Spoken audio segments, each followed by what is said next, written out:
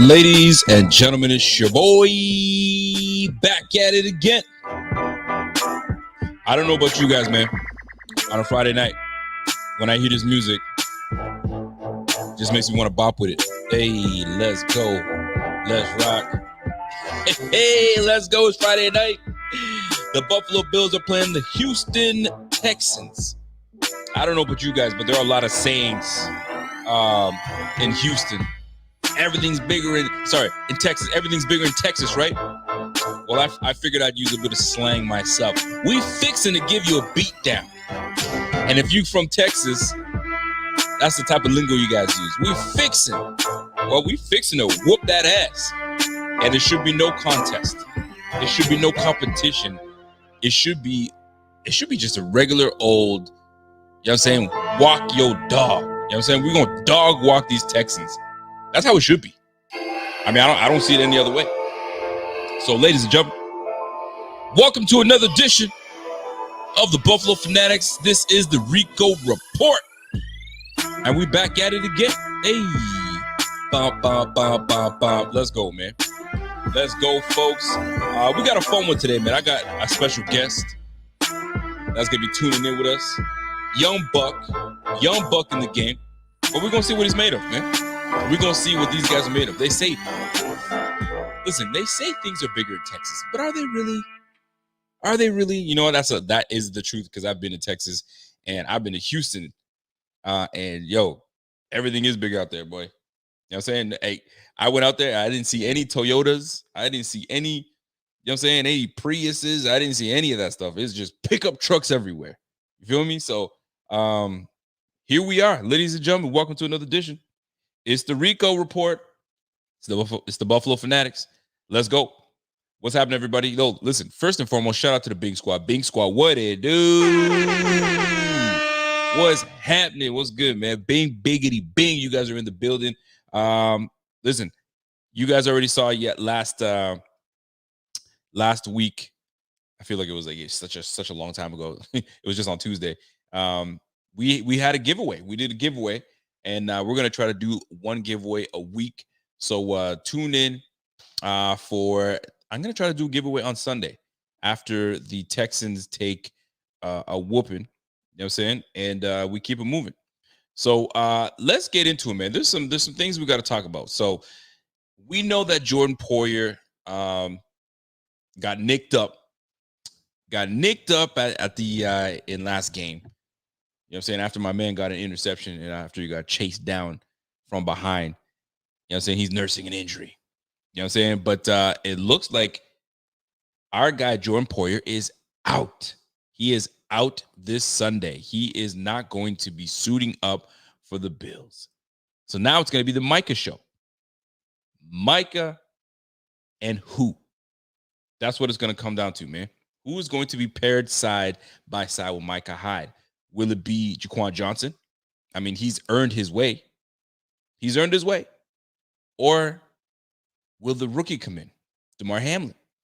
Who do they prefer? I mean, we did see the likes of Mr. Jaquan Johnson come in near the end of the game when they're resting Jordan Poyer. Now, is this a bigger injury than we think? Who knows? Maybe this is just a moment for them to rest up for the big game next week. But I digress. We just gonna keep it pushing. But yeah, so Jordan Poyer is out. Guess who else is out? I wonder how this is going to affect our offensive line. Yes, it is John Feliciano. Now, most people are gonna be like, man, who cares? Better off that way. You feel me? Somebody said hide and seek. That's hilarious. That's actually pretty clever. Not like I've never heard that before, but clever nonetheless. But a lot of people are Damar Hamlin fans.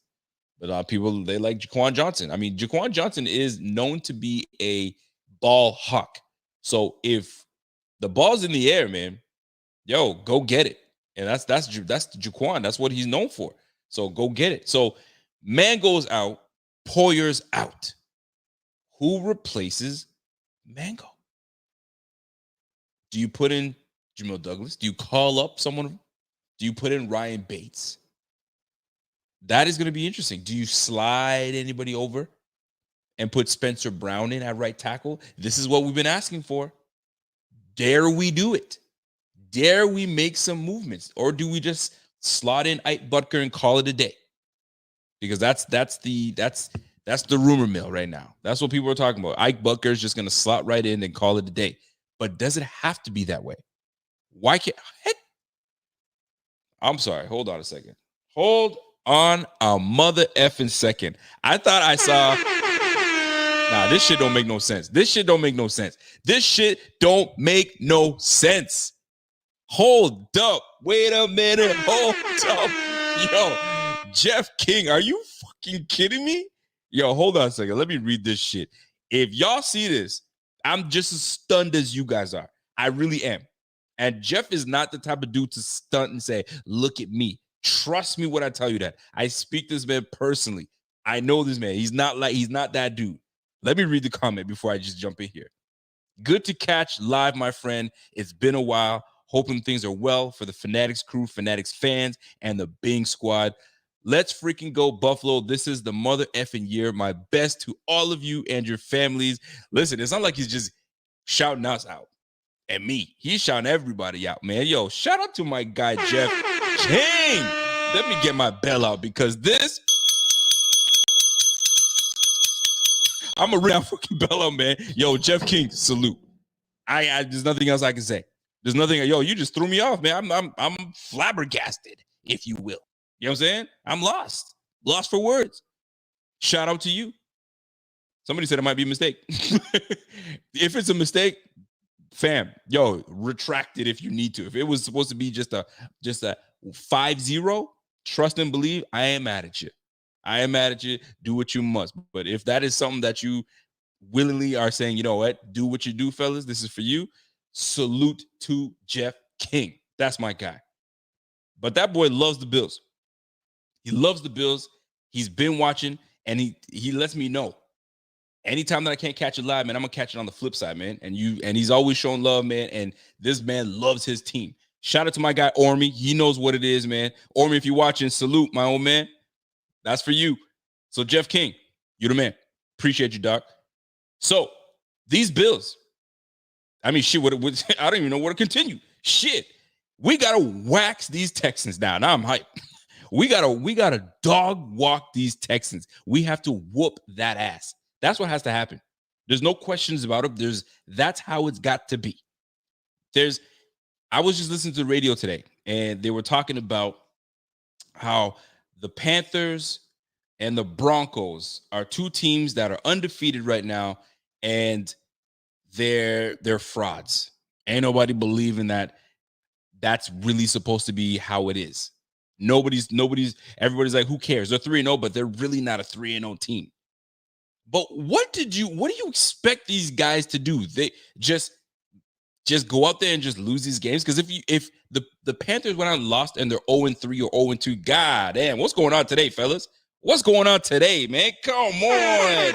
What's going on, man? Where's my bell out? You guys are going to make me ring my mother effing bell out. Let's go. My man, James FX90. What a dude, man. Jeff King, salute to you. Bing Squad, Bills Mafia for life. Love you, Rico. Yo, James FX90, you've been rocking for a minute now. Salute to you for that. That's love, man. Let's keep, you got me hyped up. My blood is boiling. Let's rock this shit. So the point I'm trying to get to is this, all right?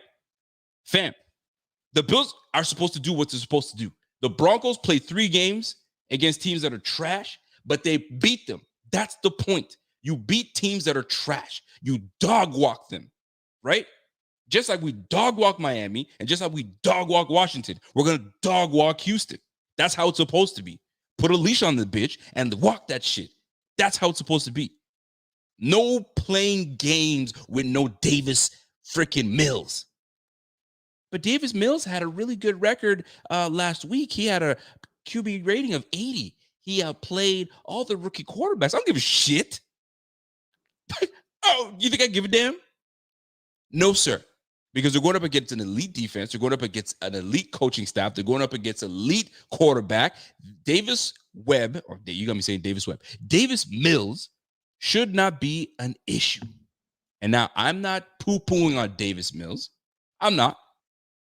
I just don't think that we should believe the hype on this. he's going to be better. No, fuck all that. Show them how it is. We should wax the Texans. Cunningham is out. Zach Cunningham, one of their better linebackers. Y'all remember Cunningham? He literally blew up our chance to beat the Texans. The Texans in that first playoff game when we took 10-6. He went unblocked, and we already know who missed the block. Dawson Knox. And he blew up our quarterback. I swear, if that block is made, Josh is off to the races and we win that game. We go to the second round. But things happen for a reason. I ain't mad at it. But ladies and gentlemen, let me tell you this, though. Let me tell you this. The Bills should absolutely wash the freaking Texans and prepare to face the freaking Kansas City Chiefs, because that is the game that matters. I'm not skipping ahead. But y'all know what it is, man. And you know what? I have someone that's going to be joining me today. And they're going to talk me. They're going to educate me on these Texans. And without further ado, let me introduce my guy, Mr. Evan Harrington. What's up, Evan? Hey, what's going on? Thanks for having me on. Hey, listen, man, I appreciate it, man. Evan, how old are you, man? I'm 18.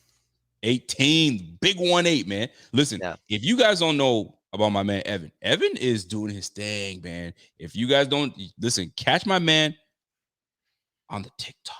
He's ticking and talking. Sounds like and doing his thing, man. Sounds like Kevin Hart. Evan, Kevin Hart says it like that. Yo, he's ticking and talking, baby. Let's go. So, Evan, tell these people where they can find you, and what you do on TikTok, and what potentially you might be doing for the Buffalo Fanatics. Who knows? Talk to him. Let's go. Yeah, you guys can find me on TikTok at NFL Analyst. You can also find me on Twitter at Allen in Shorts. I want to get that over converted to NFL Analyst, but someone's taking that name already. But yeah, what I do on TikTok is just pretty simple. I do film reviews for the Buffalo Bills. Also, I like to cover the NFL as well. I like to consider myself pretty knowledgeable on the NFL, so I will do breakdowns on players like Davis Mills. I wanted to get a video out, but NFL Game Pass is shut down, so I couldn't get the all 22 film on Davis Mills. But yeah, anything between the running back room, the defensive line room, receiving core, quarterback room for the Buffalo Bills, I will get into the deep analysis for that and just stuff around the league as well. Excellent. Well, Evan, I'm going to put you on the spot because there are some people that may not know about the Texans. They may not, you know what they know about Texans? Uniforms are okay. Freaking, they had a horrible coach that destroyed the team. They got rid of Hopkins. Yep. They brought in an aging running back in Johnson. They got Brandon Cooks is actually doing his thing right now. So talk to us about these Texans. What can the Bills expect from these Texans? And are they going to be as competitive as some people are making it seem? I mean, that spread is minus 17. It's supposed to be a beatdown. Yeah. So the Houston Texans have an interesting, they have an interesting team. They have a trio of running backs with Phillip Lindsay, David Johnson, and Mark Ingram. Phillip Lindsay hasn't been as productive as Texans fans would like to see out of him. And Mark Ingram's actually been carrying the load for them this year. He's been their most productive back. David Johnson has the best yards per carry, I believe, with 4.2. He hasn't gotten the carries that Texans fans want, but Mark Ingram has been the lead back, I would say. But something that, the Texans could be throwing stuff at the Bills is short yardage plays to Phillip Lindsay, screen plays to Brandon Cooks, getting their playmakers involved because they really don't have many playmakers outside of Brandon Cooks, I would say. Phillip Lindsay's a nice back. Yeah, obviously Mark Ingram and David Johnson have done their stuff in the league, but they're on the wrong side of 30. Right. Yeah, I believe David Johnson's 30 now. But yeah, they have Anthony Miller, who they just acquired from the Bears a little bit ago. They have a couple nice tight ends in Farron Brown and Atkins. Their offensive line is a little decent. They have Lermy Tunsil, who they acquired from Miami a couple years back. They have the center, Britt, who was on the Super Bowl team for the Seattle Seahawks a couple years ago during that Super Bowl run. But overall, really, if you get pressure on Davis Mills, he's kind of like a pocket quarterback. He's kind of like a lesser version of Kirk Cousins. He doesn't have elite arm. Yeah, he doesn't have elite arm strength. He doesn't have crazy mobility. So if you keep him in the pocket, or if you keep him outside the pocket, make him move around, get him uncomfortable, that's where the Buffalo Bills are going to take advantage and really shut down the Texans this coming week. All right, so let me ask you this. So you're looking at this roster. You're looking at the pieces that the Texans have with Danny Amendola, which is probably not even going to play. He's out. Brandon Cooks is silently doing his thing. He's had 200-yard games so far this year, I believe.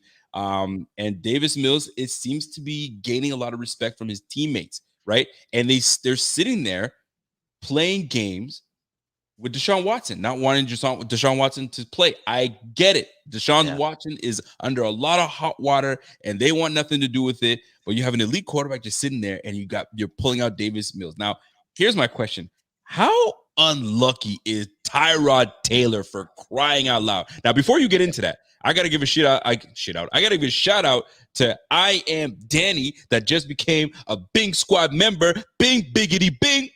Let's go, my guy. I Am Danny. Welcome to the Bing Squad, my G. And you know what? I got to give it to you, man. I got to give it to you. So welcome to the squad. If for those that are trying to wonder, well, what's going on? How do I become part of the Bing Squad? Listen, supportbf.com. Everything is right there. And if you want to jump in and get that Bing biggity bing, y'all know what to do, man. Now, Evan, talk to me.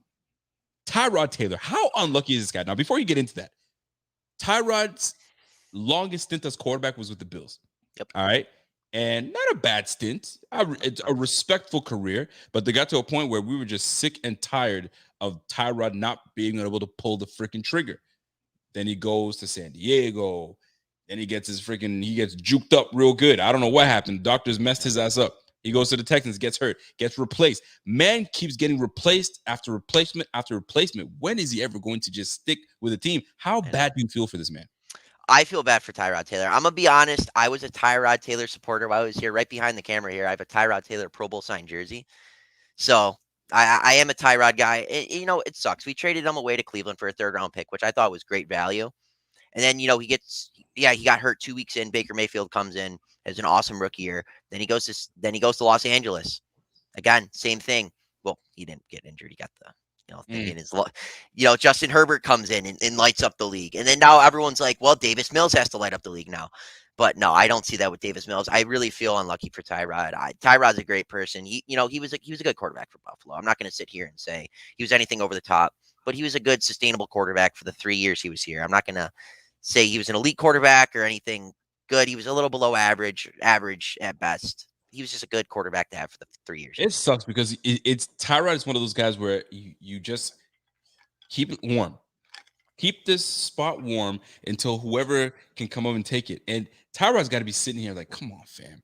Like, what's going on, man? Every time I get a chance to like really have this team, and Tyrod was playing not bad football. And now look at him right now. So, anyways, we're off of Tyrod right now. It's really about Bills season. Now, last couple weeks, at least the last 3 weeks, there's been some scrutiny on Josh Allen and the offense, right? Defense has been playing out of their minds. Josh Allen was being questioned. I was definitely questioning, what's going on with our guy Josh, what's happening. And then he absolutely put everything to bed last week against the Washington football team. How did you feel about that performance, man? Were you like, I was never worried? Were you that fake fan talking about, I was never worried? Because everybody's talking about, I was never worried. There was a little bit of doubt. But how did you feel? Were you ever doubting it, or were you like, he's gonna get it together, don't worry about it? Yeah, so I'm gonna be honest. I really wasn't worried to a point. Obviously, you never want to see okay. Yeah, you don't want to see your quarterback have disappointing games. And I'm gonna be honest, Josh Allen had, he didn't have 2 great outings in his first 2 weeks this season.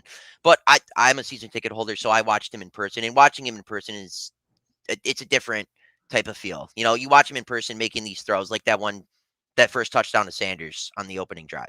Yep. Beautiful. Watching Allen in person really just get your hopes up. And it's just like, okay, we have a sustainable MVP level quarterback. I will never worry about Allen ever again. Wow. His first year, second year, it was a little, his complete percentage went up. He definitely was getting better. His 3rd year, obviously, we couldn't watch him in person except, the 2 playoff games. So 6,000 fans got to go see him. But, watching him in person for the first time, like play at that level was just insane.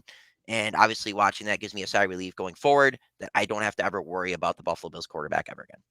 And you shouldn't, because this offense is it seems like it's finding its identity.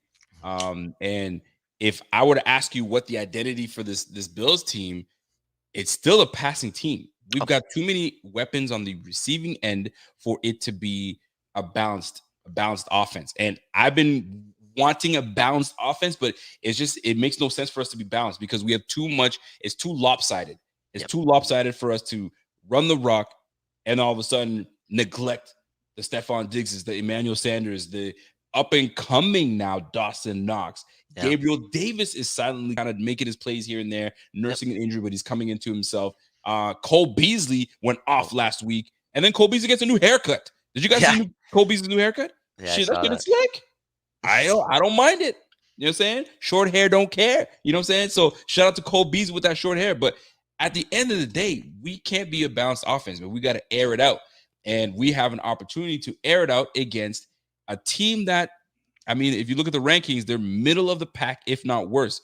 I'm going to apologize for the graphics, folks, but that's what I got for now. So if you're looking at this right now, the Buffalo Bills rankings right now, look at this, man. Offense is ranked 12th. We were in the 20s, folks. We were in the 20s, give or take. And then with that one game against the Washington football team, we skyrocketed to 12th. So 12th on the offensive side of the ball. We're 4th ranked defense, where we should be, gladly. We're 11th in passing, and we're 7th in rushing. We got a top 15 offense and a top 10 defense. That's unheard of. Now let's look over to the Texans. 24th in offense, 23rd in defense, 24th in passing, 22nd in rushing. I mean, I'm looking at this team overall. They're not really saying much to me. Now, I will say this, though. They've got some experience in the coaching staff. They got quarterback coach, now head coach, David Culley. David Culley was tied to the Bills at one point. And they've got Lovie Smith. Lovie Smith, old school Bears coach. Now, you know what I'm saying? He's doing his thing with the Texans. So they've got experience on this team. But is it going to be enough for these guys to keep the Bills from keeping the spread to under -17? What do you think? What are your thoughts, Evan? I think the Bills are just going to absolutely blow out the Texans. I don't really think this game's going to be competitive. If Josh Allen and the offense get rolling out 11 personnel early, and they're just going to light up the score quick, I mean, I could see the score being 17-3 early in the second quarter. I don't think. Oh, damn, that early? Yeah, well, yeah, this is the thing. I don't know what defense the Texans are going to come out and give us. I don't know if they're going to play, deep zone, or I don't know if they're going to play up against the line of scrimmage. I don't know if they're going to blitz us. I don't know what they're going to do. If they're drop back in coverage, give it to Zach Moss and Singletary. If they're gonna blitz, Allen's just gonna throw dimes and dots on them all day. So yep. I don't really think the experience in the coaching room for the Texans is going to matter this game. Maybe against a lower end opponent, maybe, but not against the Bills. The Bills have a lot of coaching experience too. Honestly, 100%. I mean, we have a lot. Yeah, we have a lot of coaching. We are built for this. We are built for this. I think when McDermott came through and he got hired, he strategically picked his coaching staff to be experienced. He wanted an experienced coaching staff because he knew that he was going to have some experienced players. He's going to be drafting a lot. He's going to be rebuilding this program, and that he did. And you see the results. The results are amazing. Now, another graphic I want to show you guys. Right, this is amazing, guys. The Bills are 9-0, 9-0 when Josh Allen throws for 300+ yards in the game. Does he throw for 300 yards this game? Yeah, I do believe so. Yeah, I think he's going to have another 300+ yard outing performance. Is he hitting 400? Man, I really wish he can hit 400. my man Evan had to lean back. Damn, I don't know, man. So, what was going on? This is the thing. I think they pull him out before he hits 400. So we're going to see Mitch Trubisky, Money Mitch, in the game before he hit 400 yards. Yeah, I do believe. I have us winning 37-17. So I think to a point, if it's late or early fourth, late third, I think they pull out. I think they pull out Allen before he hits the. By the way, Randy Hartman says, well, thank you for the 11 personnel shout out. Yeah. Randy Hartman was happening. So here's the deal. I got a few graphics to show because this one is the most interesting one to me. Mr. Davis Mills. Check this out. Mac Jones. Everybody's been talking about Mac Jones. Hey, the Bills better be on notice because Mac Jones is coming. Boy, please, man. Nothing's happening with Mac Jones. It's number one. Number two, Trevor Lawrence, man. Trevor Lawrence is struggling right now. 0-4 Jacksonville, just lost against the Bengals. Not that the Bengals are trash. The Bengals are a solid team.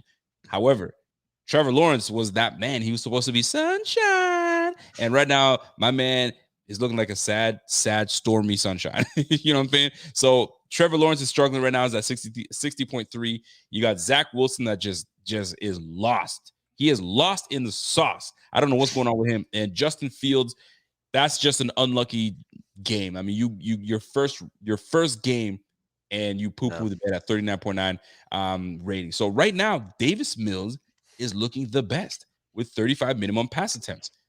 What can we say? Like, let's try to big up Davis Mills. Now let's look at the positives for Davis Mills to give the Texans a chance. What is it about Davis Mills that's going to? I mean, I know you touched on it a little bit, but I want to go into a little bit more depth.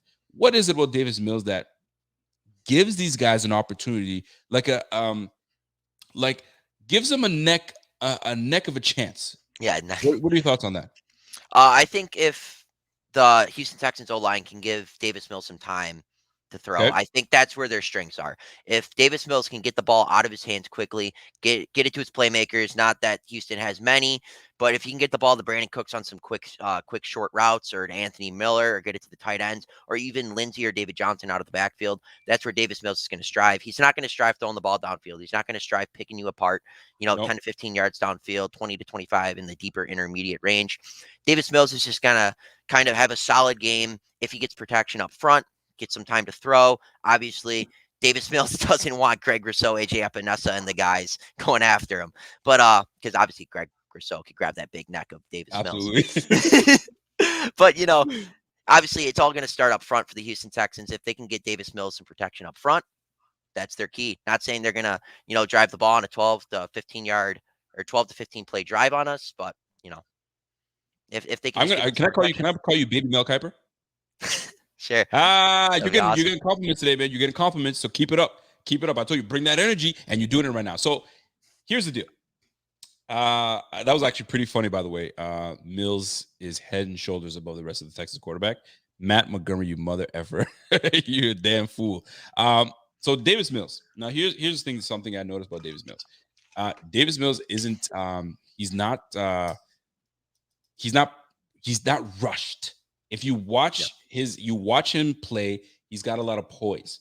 So you're not going to rattle him as much as you're going to rattle a Tua. You know what I'm saying? Tua didn't even finish the game. He was already rattled as is. You're not going to rattle him like a Heineke. Heineke was just trying to do too much. It seems as though Davis Mills is a calm, cool, collected cat. And if we can put the pressure on him to the point where take away his first read, and he seems to be good at manipulating the defense. I was watching his game, and he's looking over and manipulating and moving the defense over so he can hit his target. So if we think it's just going to be a cakewalk, now I'm sitting here, we're going to dog walk them, and we still will, but he's still going to get his yardage. He's still going to play well. So we just got to be disciplined football and not let him look better than, than he's supposed to look. Make him look like a freaking rookie and destroy his hopes and dreams. Don't let him think that he can come in and handle business, because we're not having that, right? So we need these Bills to come in and handle business. But Brandon Cooks gives him an opportunity. Whenever there's a receiver with speed, always gives you a chance, because there's a chance he takes the top off the defense. So we just got to make sure that we're disciplined. Jordan Poyer is out. Jaquan Johnson is in, right? Or DeMar Hamlin. There might be a little bit of back and forth between the two. So I'm hoping that we stay disciplined and we don't give up big plays, because the one thing that we don't want to do is get in this, play down to the competition. And all of a sudden we're looking at a 17-19 game. We're like, what the is going on? Yeah. We're staying with the Texans. So we just got to make sure that, like you said, get up early on these guys and then just go ham. And we just cannot stop. So I'm looking at a whole bunch of questions here from the fans. Jessica Tennis says, yo, Davis Mills will make one hell of a bobblehead. Ooh, that's good. I like that one. Davis Mills, the bobblehead, though. He make a lot of bread on that one. That's for sure. C Sweat says, yo, our second string players will be on the field the entire fourth quarter. I don't know if it's going to be that bad, fellas. I think we might play into the fourth. We may play in the fourth, man. My man Logan says, I stand confidently as the only Bills Mafia member that wants Josh in all game and break some single game records. Is a very big possibility, man. It's a very big possibility. I mean, listen, the league is on notice. The league is completely on notice. They know about Josh. They know he's going to run the ball. They know he's going to throw the ball. The one thing that I love about Josh Allen is he's unpredictable. You hate it, but you love it at the same time. He's unpredictable. You know what I'm saying? You think he's done. He gets out of a freaking a slip tackle and he takes off for 15, 20 yards. And you're like, oh, that's the quarterback that I love. But then he does the same thing, right? Slips out of a tackle. Then he starts to stiff arm. He's running back 15 yards and then intentional grounding or takes a sack or does whatever. That's the wild card with Josh Allen. Would you agree? Is there things about Josh Allen that just makes you just go, oh, Yeah. Josh, why are you doing that? Yeah, and it kind of goes back to the last time we played Houston in the playoffs when he had that lateral to Dawson Knox, or he threw that Hail Mary bomb to Pat DeMarco into double coverage. I mean, I think that's a We'll still little more talk out about of that. his. That's a little more out of his system. Obviously, that's year 2, Josh Yep. Allen. But yeah, that had me off my seat when I was watching that. No, game. that's no. There's no question about that. So we're gonna move. We're gonna switch gears. Switch gears a little bit. So, Mr. Harrington. All right, you've been doing your thing. You've been kind of perusing around the league and looking at teams and knowing personnel. So let's look at the Bills' personnel right now. Mhm. The O-line. The O-line has played a little better last couple games. You know what I'm saying? The Dolphins, they did much better than they did against the freaking Pittsburgh Steelers, but Josh was still, you know what I'm saying, running for his life and not having a very good game. Although we won 35-0, it just wasn't a great game. But they really got their shit together against the Washington football team. So are you okay with the O-line? Do you feel like the O-line is its best the way it is, or does it need any tweaking? The only tweaking I would ever put towards it is if we had to, is putting Spencer Brown at right tackle and kicking Darrell Williams inside. But as of now, I think our offensive line's fine. I like the continuity that we've had over the last couple of seasons with them, and I want to see a few more games with with the offensive line being Dawkins, Ford, or Dawkins, Feliciano, Morris, Ford, and then Darrell Williams. I think those 5, when healthy, when they have a clean slate of games where it's 5, 6 in a row, they're a solid offensive line. They're nothing like Cleveland or Indianapolis, but they're a solid pass blocking offensive line when they're in their rhythm. Last year, what they were like 10th in overall pass blocking offensive They line. were actually Yeah, not bad. yeah, yeah. 10th, according to PFF, they were 10th in league according to pass blocking points. Now, here's my deal. You mentioned a word that I used to be on board. I was on board with it, and it's the C word. Not to see you next Tuesday. You didn't say see you next Tuesday. For those that know what that is, you said continuity. Overrated. Overrated, Mr. Shapiro / Mel Kiper. Overrated, and I'll tell you why. You bring continuity. You're bringing the same people back. You're bringing the same energy. You're bringing the same everything. So what is changing? Nothing. Just another year together, right? But the talent didn't get better. You just got older guys. That's all. You just got older, right? The talent didn't get better. So to me, I used to believe in the continuity when I'm believing the hype of bringing everybody back is amazing. But you still got to bring talent back. You feel me? So to me, continuity out the window, man. You put your best 5 on the field, period. Mhm. You put your best 3 receivers or 4 receivers, just like we did.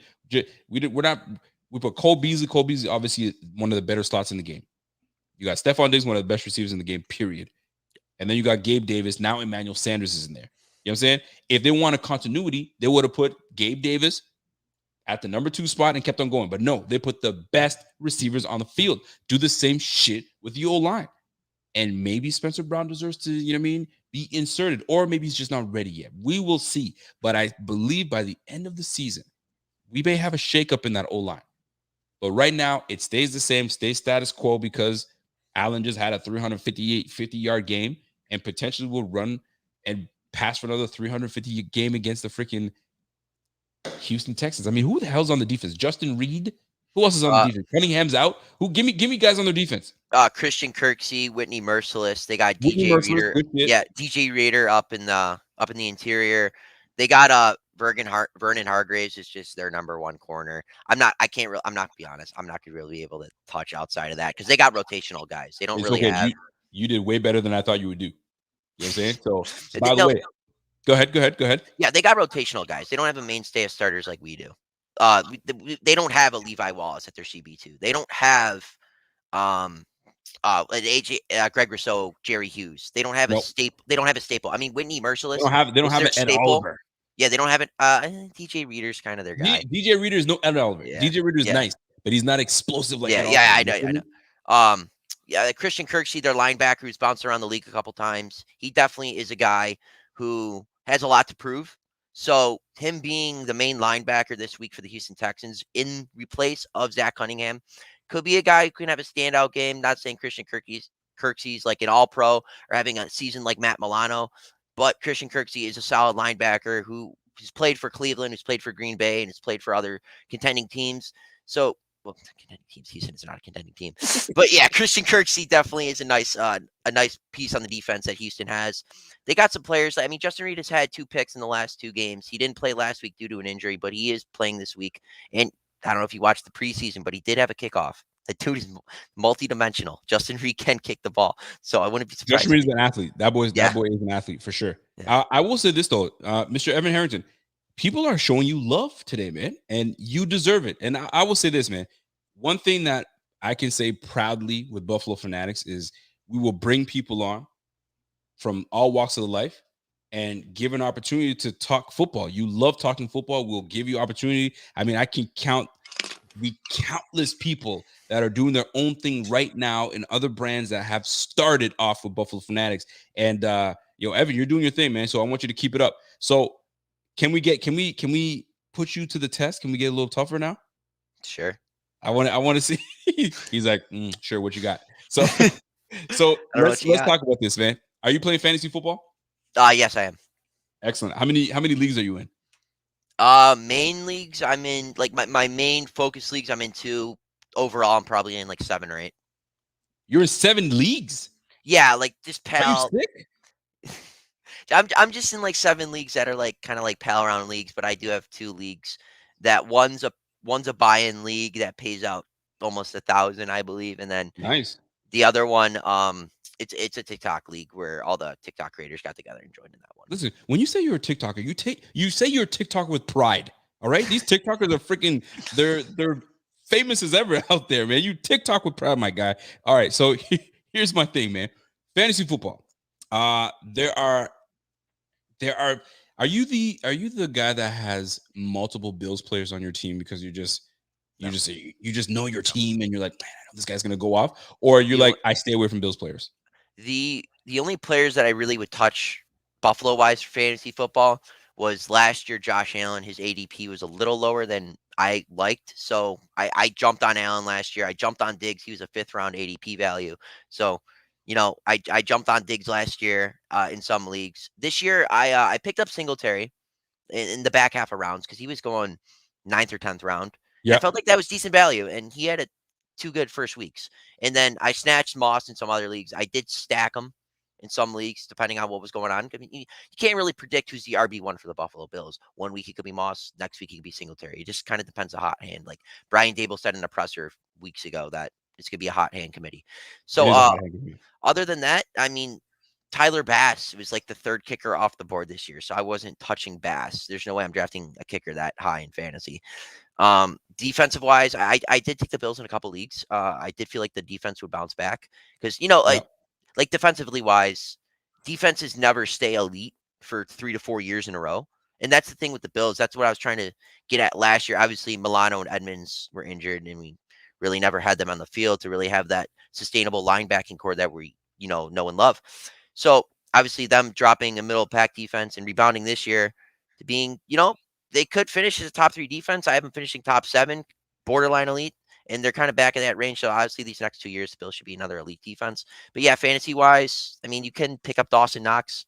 Dawson Knox is definitely a guy I would give looks at in a stream. He's Like on the watch list. If you're in a 16, 20 or 16, 18, 20% league, I definitely would pick up Knox. It's a streamer pick. Other than that, Sanders, I'd pick up Sanders if he's available. Beasley, Beasley's available in some leagues. Like, Beasley's a PPR machine.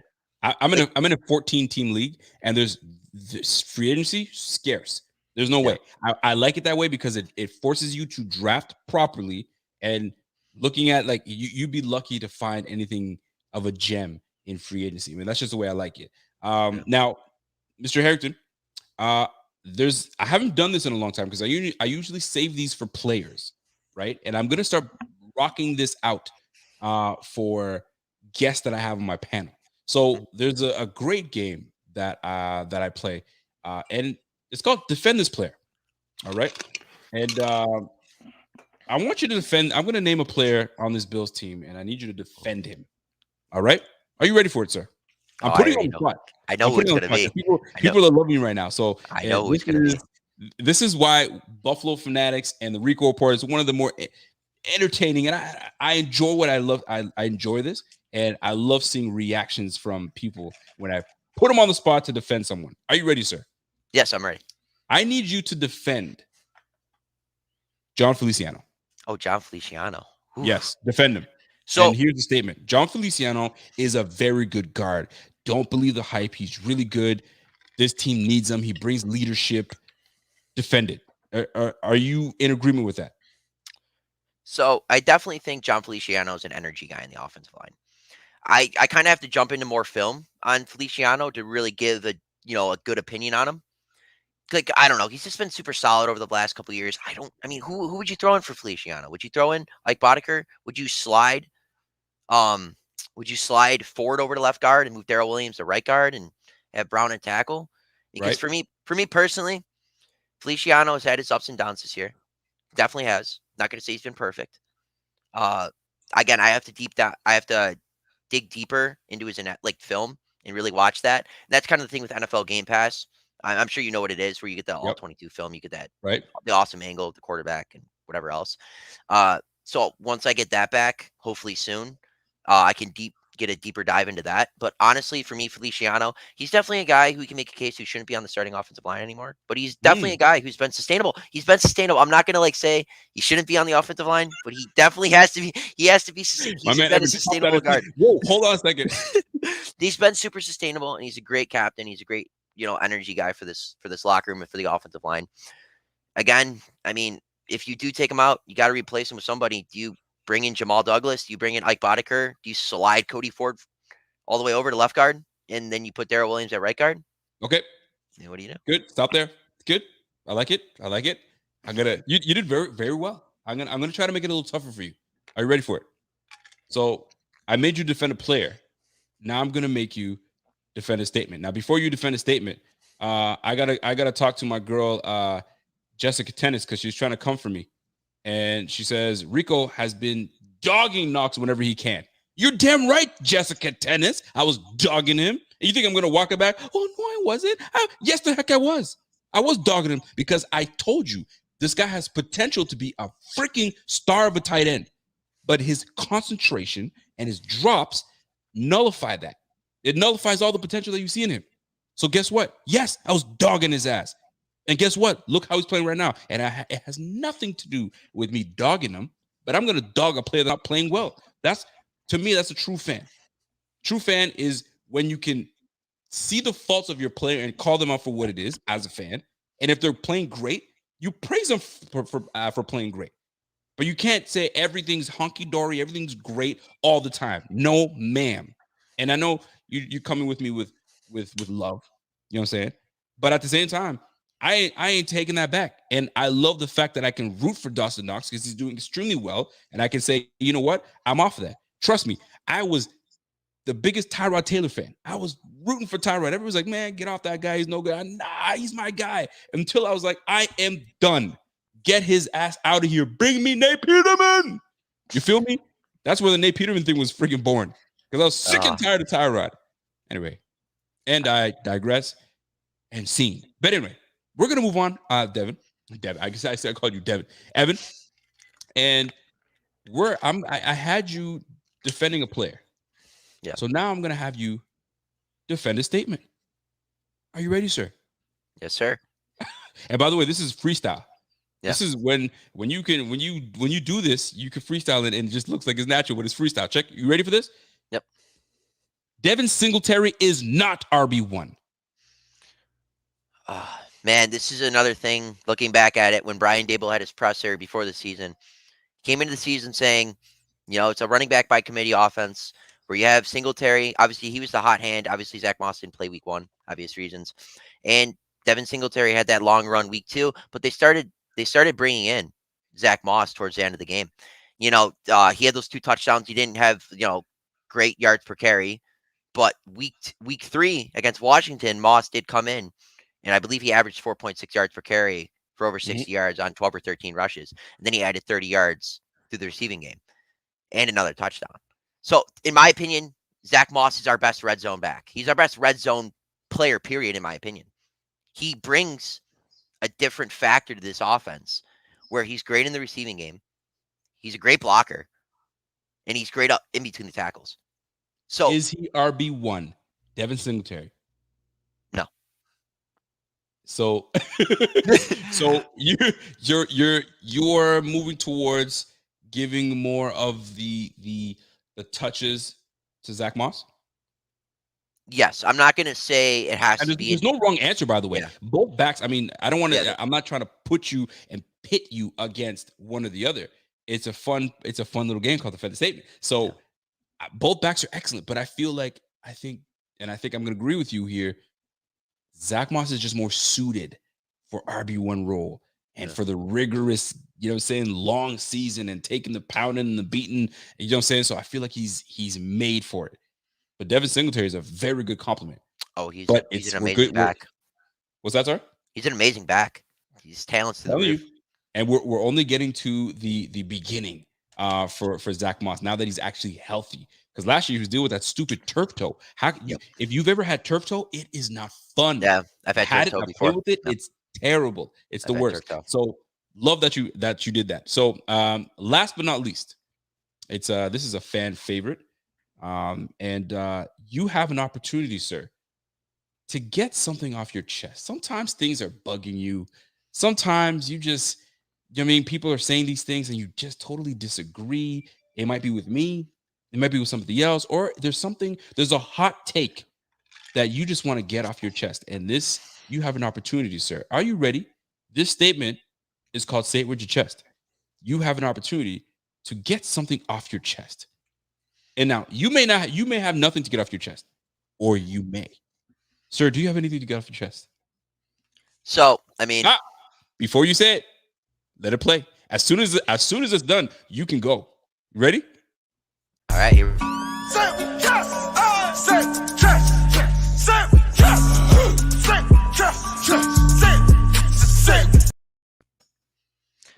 Yeah, so something I've been getting into is on TikTok personally, people have player rankings, and it's between Lamar Jackson and Josh Allen.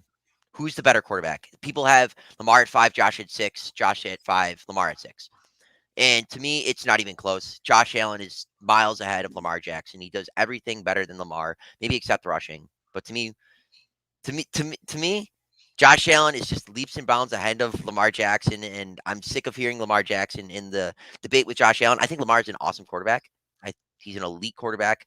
He's definitely there. Don't get me wrong. Josh Allen's definitely closer with the likes of Aaron Rodgers, Patrick Mahomes, Russell Wilson, and Deshaun Watson when he's playing, rather than being, towards the Lamar Jackson, Kyler Murray's, Dak Prescott's, and I mean Herbert's going to make his way up the ranks soon, but those types of quarterbacks. Because to me, Lamar Jackson's limited. You have a structured base offense where you run 11 personnel. You have 3 receivers, 1 tight end, 1 running back. I don't think Lamar Jackson fares well on that, to be honest. Like, when I watch Lamar Jackson's film, he's got a nice touch. He's got a nice deep ball. He's obviously elite in the running game, but he just cannot make certain throws downfield. He can't make certain throws over the middle. He struggles outside of the boundaries. He can't make sideline throws. Sometimes, I love Lamar Jackson. I was a believer on him when he came out of Say Louisville. it with your chest, man. Don't walk it back. Say it with your chest. Keep going. Right. But basically, overall, to me, Josh Allen just does everything you want a quarterback to do better than Lamar Jackson. This is no hate towards Lamar Jackson. He's an amazing quarterback. He's going to get paid soon. He's going to get paid like one of the best quarterbacks in the league, and he deserves money, rightfully so, due to that MVP season.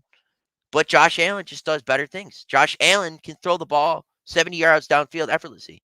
Josh Allen can command an offense with any set of receivers. Josh Allen can take over games with his arm rather than his legs. Keep going. Josh Allen can take down Patrick Mahomes with his arm. And I know. I know Lamar Jackson did beat Patrick Mahomes a couple weeks ago. I know he did, but he's 1-3. He is 1-3 against Patrick Mahomes, and I think next week after the Bills dominate the Texans, run the Texans into the ground, send them back to Houston. Josh Allen and company is gonna have a big game going up against the Kansas City Chiefs. They're 1-2 right now. The Chiefs are obviously gonna win this week. They're gonna be 2-2. We're gonna go into Kansas City on Sunday night, knock them off. We're going for that 1 seed. We're going for the Super Bowl. Let's Josh go. Allen's your MVP, baby. Let's go. Ladies and gentlemen, Mother Evan Harrington, came through with it. That's how you say it with your fucking chest. I try not to cuss, Evan. Evan, I've been doing a very good job of not to cuss, but you said it with your chest. You're one of the best that have said it with their goddamn chest. And I will salute you. And everybody that's been watching this show for over a year now, since Say It With Your Chest have come out, this has been the best one that's come out. So actually, you know what? Matt has done a good job. Matt Montgomery has done a damn good job of doing that. So both of y'all came through with it. Now, I'm going to agree with you to an extent on the differences between Josh Allen and Lamar Jackson. I love Lamar Jackson. Everybody knows I love Lamar Jackson. I'm a big fan of Josh Allen too. I love Josh Allen too. But this whole narrative of he can't throw outside the hashes. Watch this season. Look at this season alone. Lamar's been throwing like never before. Oh, he has. He's been throwing he's averaging 8 yards a freaking catch, a throw, and he's rushing for an average of 8 yards a freaking rush as well. Never been done in history. He's doing it outside the hash marks, inside deep passes and everything, and he's being accurate doing it. But Josh Allen is on a freaking other world. Josh Allen is a beast. Josh Allen hasn't even hit the freaking his potential yet. That boy just gave you a taste last season, and it's only gonna get better and better and better. So you nailed that shit. You nailed that shit.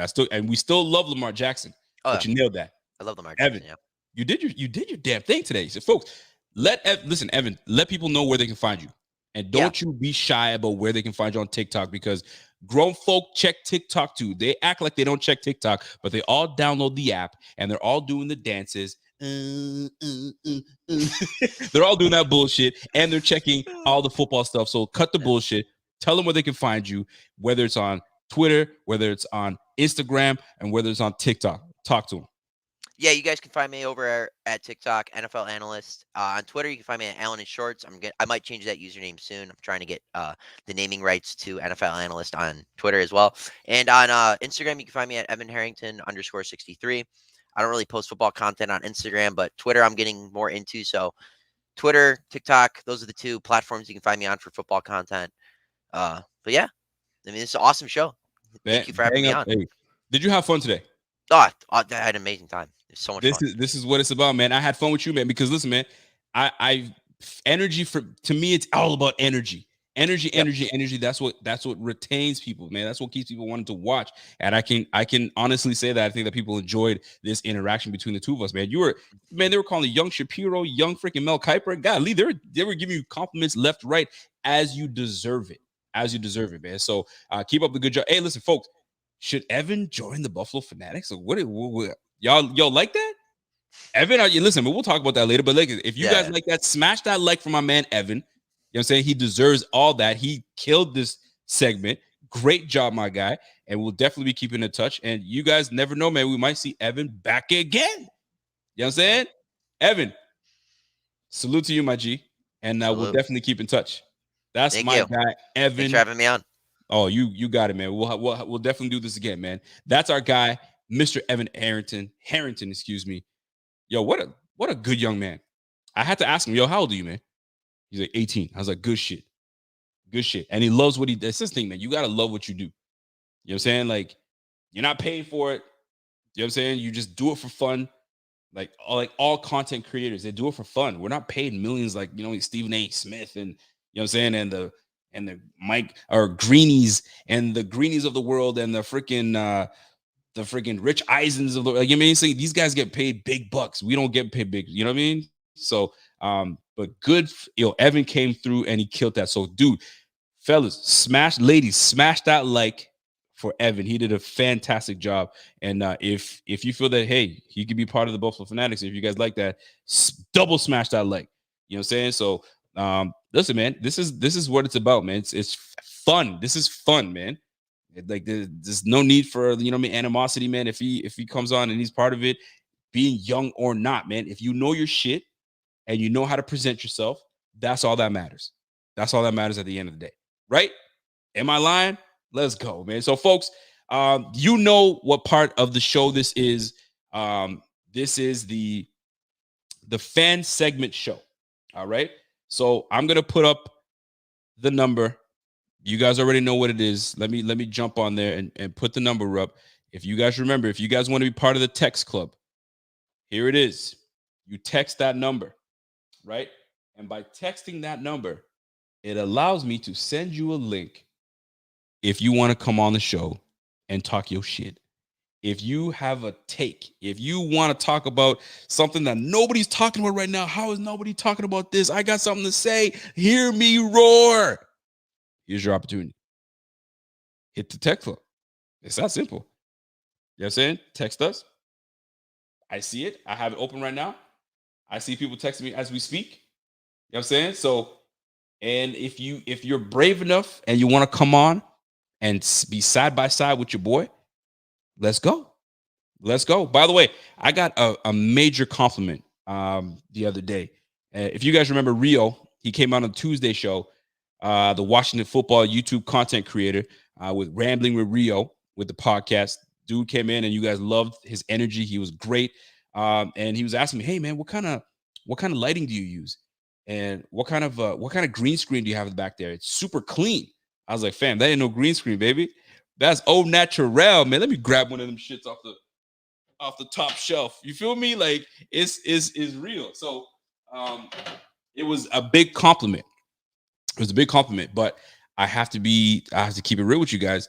Standing up Rico is going to be gone because my desk finally came in and I got to put it together. So now it's just a matter of when I put it together, and then I'm going to have my big backdrop and we're going to be back to seating Rico. Sit down Rico is going to be back at it again. So this is a cool setup though. I won't lie. This is a cool setup. I might go, the wifey says to go back and forth here and there. But yeah, man, this is going to be gone for sure. So here we are, man. So here's the deal, folks. You have an opportunity to text. Use the text club. It's here. It's popping. Let me refresh the page right now. So if you want to jump on here and jump and chop it up with your boy, let's do it. I see my wifey. She's like, yo, sir, you won't put together anytime soon. See, she always hating. Where's the wife that is supportive? Says, you know, babe, you can do anything. Babe, hun, you feel me? Boo, you can do anything, man. I can see you. Now she's like, man, you know you ain't gonna put that table together. I am now indeterminate. Now you know what? It's reverse psychology. She's trying to tell me that I'm not gonna do it, and I'm gonna be like, you watch and I'll do it. Nice try. I was gonna do it regardless, so don't even try me. Anyway, moving on. So if you're trying to jump on, I see everybody's texting right now. I love it. So I'm gonna start. What are we at? We're an hour in right now. So I'm trying to go for about another half hour. So the takes, for those that are coming on, let's keep your takes between 2 minutes, 2 to 3 minutes, because I don't want to draw it out because people hate waiting in the back, in the green room. So make your take. Let's talk about it and let's get out. You feel me? So that way we give other people an opportunity. So I'm going to start giving people the links to come in to the show. So you guys stand by as I give you guys the link to jump on the show. And we are going to get this thing popping, man. So let us get this. And if you guys have amazing takes, I'm ready to do it. And here's what I want from you guys now. For those that are jumping on with me, right? If you happen to, I'm going to try to kind of like, that's why I'm trying to keep it at 2 minutes. If I can try to get your 2 minutes, I can kind of post them on Twitter and post them on social media and all that stuff. So, but if you have an opportunity where you can screen record your own when you rewatch the show, post that shit on Twitter and tag me on that bitch, right? So I'm gonna start sending some people some links. So you guys hang tight while I do this. You feel me? And in the meantime, let me put some background music for y'all while I kind of hang out. You know what I'm saying? While I try to bring some people on. Got some some smooth talk right now. Ladies and gentlemen, let me make sure that some people get on here. You know what I'm saying? I'm sending some links out. They're filling into the room right now. I'm gonna send a few more. Let me bring that music down a little bit. Yes, sir. Let's go. So we've got some people in the background right now. And if you want to join, you have the opportunity to do it right now. Let's go. So I've got several people coming on right now. So I'm gonna keep it like that. If you're trying to jump on, it's a text club. You hit that number up. You say, "Yo, Rico, it's me, man. Let me jump on. I got some things to get off my chest. Let's go." So you have every opportunity to do that. So let me slow down the music a little bit, and then let's get people on. So, ladies and gentlemen, let me bring a fan favorite, a hype machine, Mr. Matt Montgomery. What's going on, Matt? What's up, buddy? How you doing, man? It's been a while, brother. How are you, man? Yeah, man. It's been a long time. Just got back on like last week. Just jumped back on. Yeah, it's been a while, man, but it's good to be back, man. It's good to getting back, watching all the shows on the Fanatics, getting back into it, getting hyped. Appreciate it, ready, man. How are you liking the season thus far? Talk to me. Obviously it's a little bit of a slow start in Pittsburgh. Miami game, I think it's all encouraging. I mean, you can't be upset if you're a Bills fan yet. You want to be Pittsburgh. You want to get that first win in front of the home fans the first time, the sellout and stuff, and, Josh Allen, everybody. But, man, the way we played on Miami, we played like crap on offense. We still smoked them. Like, that's how good we are right now. Like, when we play bad, we still kick your butt. And I think even last week, we had a couple of, like, horrible bonehead plays, and we still won by, like, 20-something points. Like, we still make mistakes. We haven't played a perfect game from start to finish yet. For sure. And we're still smoking people, just destroying them. So, and I don't think it's going to be any different this week. This week is going to be put your children outside. It's going to be rated R for mature audiences only. It's going to be a bloodbath. It's going to be a bloodbath. Don't let kids under 18 watch this game. It's going to be disgusting. It's going to be like the Texans are going to be like those camp counselors, and Josh Allen's like Jason Voorhees coming. He's going to come from. It's over. They all just had some premarital sex, and he's going to be slicing them up. He's going to be slicing them up. Yo, Matt Montgomery coming with it. So before I let you go, Matt, because I want to give 2 minutes to everybody. So here's my deal. So when you're looking at this team and you're looking at this run game, right? And you see Devin Singletary doing his thing. You're even seeing freaking Gilliam getting in some touches, and Zach Moss now has had 2 decent games where very visible you can see that he's coming on. Do we keep feeding, you know what I'm saying, Zach Moss, or do we keep it balanced and keep going back and forth? How do you feel about that? I brought this up on, I think, Tilt and Judge's show the other day. I made a comment. They remind me right now, the backfield of the Buffalo Bills, of like whenever, the 20 years that Tom Brady was in New England, they always had a couple of guys. None of them were stars, but they were just, James White, Lawrence Maroney, just guys that were just above average to average, but they had their roles and they played their roles solidly, and they didn't cost the game. They didn't fumble the ball. They were good with maintaining the ball. Some could catch, some could block, and they just played their roles. I think that's what the Bills are.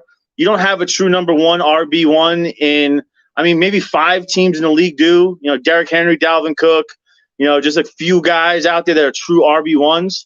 So I think they just play their roles. And, you want to say hot hand, okay. But, just keep them fresh. Those two guys.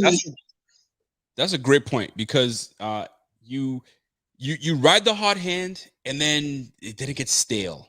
And then you got to start to try to you want to try to bring the other guy back where the other guy's I'm not saying he's unmotivated per se, but there's not as much fire because he's lost all the juice. You're giving this guy all the juice, Yeah. right? So I'm with you. You got to give him a little bit of both. You mean a little bit of Rex Burkhead if you need to, a little bit of James White here, a little Lance Monroe. So I totally agree with you. I like that approach, but I slightly like Zach Moss in the lead role. I think he's just built better for it.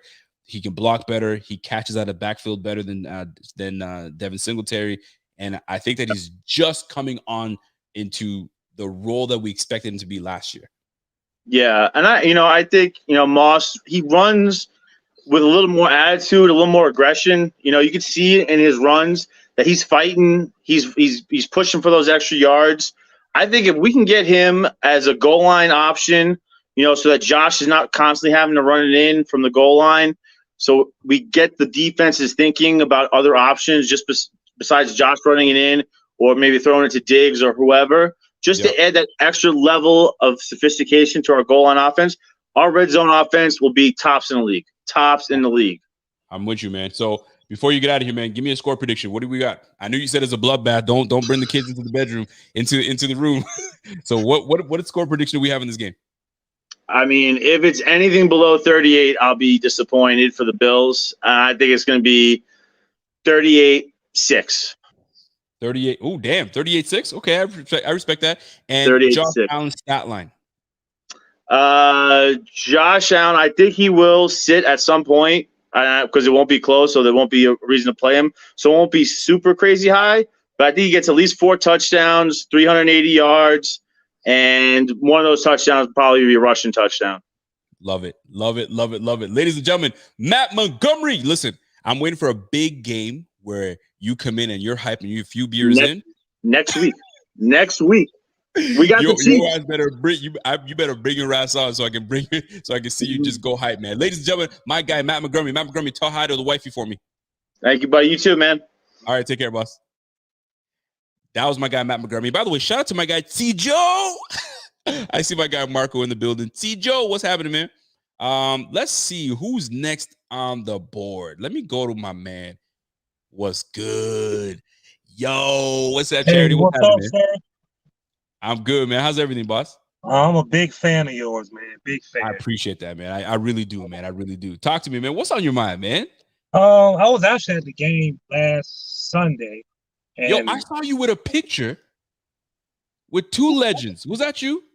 Yes, sir. Oh, I saw you. Saw it. Oh, okay. Yeah, I was with Daryl Talley and Lorenzo Alexander. Yeah, I saw that. I took my son to his first game. Yes, sir. Okay, talk to me, man. What's on your mind?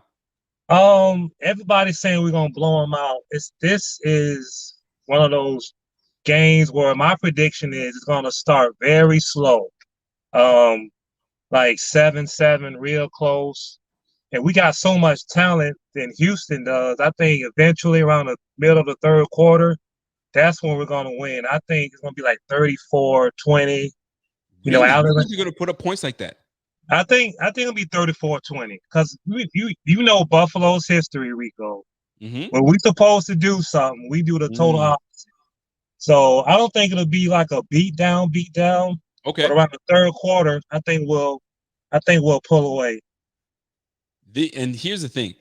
I respect it because I was saying the same thing when we were playing the Pittsburgh Steelers. I said, I don't know about this game, man. Exactly. Everybody thinks we're going to just come in and dog walk the Steelers.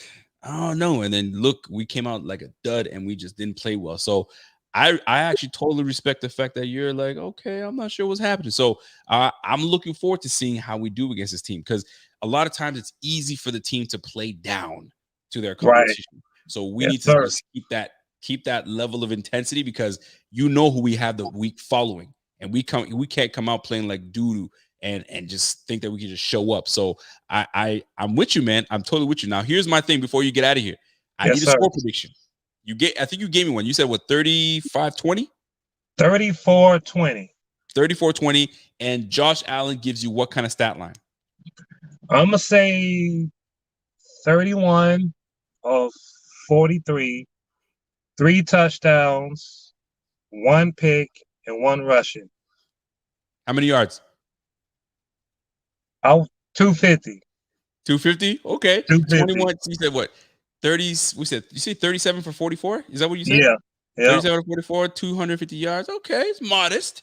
It's modest. Okay, it's all right. 3 touchdowns. Oh, I like that. 3 touchdowns. That means he did his job as his quarterback. Exactly. And I'm gonna take that. All right. Listen, man. Yes, Charity. sir. Give me somewhere. I mean, are you on Twitter? Are you mostly on Facebook? Are you doing your thing on there? Are you kind of doing your thing? What's going on, man? I'm on Instagram and Facebook right now. There you go. Instagram and Facebook. What's your Instagram? Lavelle Charity. That's it. That's the name. Lavelle Lavelle, my Charity. last name first and then my first name. I like that. Lavelle. Yo, listen, man. I'm trying to find a name for my son. We have our son that's cooking right now. A newborn that's coming soon, and we got no names. And Lavelle, shoot. Yeah, man. You know right there. Lavelle. Yes, sir. Yes, sir, man. All right, man. Lavelle, I appreciate you, my G, man. And listen, anytime you want to come in and chop it up with your boy, you know what it is, man. I'll send you that link and we'll chop it up. I'm gonna try to hit you up on Instagram, Rico. Yes, sir. Appreciate you. All right. Thank you. Sir. That's my guy, Lavelle Charity, man. I like that name. I don't think wifey's gonna like that. She's gonna be like, no, sir. We are not doing Lavelle. All right. So who we got next? Hold on. Because I know, I got a message sent to me. All right, you know what? I'm gonna let him just talk on it himself. Ladies and gentlemen, let me get my guy in. J Mafia, what's going on, y'all boys? What's up, Bills Mafia? Yo, let me Let's tell you go. something. I see my man came ready because now he's got the mic. Yes, sir. He's got the cap. Yes, sir. He's got the hoodie. Yes, sir. I like it. Field ready. The setup is fresh. I rewatched the last episode and I heard my feedback, so I had to get the headset. Yo, but you know what? I didn't want to say nothing because you were in the zone, so I'm like, yo, keep going, man. Keep appreciate rocking. it. I didn't want to be like, hey, can you turn your volume down? Get out of here. Nothing but love. So before I get into it, you already know your host from my own podcast. Everybody, please like, share, follow Mafia Talk. Check me out on Facebook. Please, man, nothing but love. You need to make it clear so they know where to find it. Tell them again. My name Julian Cologne. Please check me out on Facebook. Host of Mafia Talk, a Buffalo Bills fan podcast. Please check me out. Let me know how I could be better, man. Love it. And let me tell you something. Criticism is good, man. I remember when I first started on Facebook, I was like, yo, your camera's too dark. I can't hear you. I was like, fam, I'm just doing this shit, man. Just relax. Bro, you know what it is? I'm proud of myself. I felt like I made another level because I got my very first hater. It's a lovely thing, man. And he wasn't making no sense. So I'm like, yo, bro, if you got something to say, tune in, bro. Talk to me. I'll get you in the show. Talk your shit. Thanks for watching. Yeah, man. Number love. But let's dive into it. I'm gonna be real quick because last week I was kind of right on the scoreboard. I said 35-21 and it'll be 483. Yeah. So I switched that up and we good. But I feel like it's gonna be another dominant game. For some reason I'm feeling a 50-piece, 54-24 probably. A lot of garbage time touchdowns. Allen's gonna get, I'm hoping for 400, but like homeboy Evan, I believe, said earlier, if he don't get 400, it's because Trubisky jumped in and he got sat down. And let's start early because Allen's one of those guys when you look down and you look back up, and all of a sudden, dude's at like 212 yards. You're like, what? It's only in the first half. That's so crazy. I feel like Allen finally got his rhythm going. We're gonna get that back going on. Gabe Davis, depending on how his ankle feeling, he's gonna have a 100-yard game. Sanders, it is weird to me because I feel like Sanders kind of taking the place of Diggs, even though Diggs is gonna get his. But I just find it weird that they're like the new Diggs of like last year. But Diggs don't gonna get his. But Sanders, he's gonna eat about 80. I say around 80 yards. But my take is Gabe Davis get 100 tomorrow. Gabe Davis, you think he's gonna just jump out of nowhere? Yeah. Because nobody been paying attention because he haven't been playing the past 2 games. What's up? What gives you the impression Gabe Davis is gonna take off? Because he hasn't played the last game. His ankle been hurting. He hasn't been getting much snaps, and that right there is gonna make him jump off. He's like, yo, I'm still here. Yeah. Forget who took over John Brown last year. Yo, but I'm not even mad at that. I'm not even mad at that. Gabe Davis to take off like that, I'm not mad at that. I'm actually with it. So if Gabe Davis takes off for 100, I'm not mad. Listen, Gabe Davis was our deep threat last year. Nobody wants to talk about how he was the guy that was our deep threat. It wasn't John Brown. It was Gabe. Nobody paid attention to him. I did. So yeah. The Mafia did. I'm not mad at you with saying Gabe Davis goes for 100. I mean, that's a hot take right there. So yes, sir. I'm gonna give you that one. Let's go. Let's go. Another, I say about 2 turnovers. Another Micah Hyde interception. Another one. Feel like Micah Hyde's hot. He gonna get another one.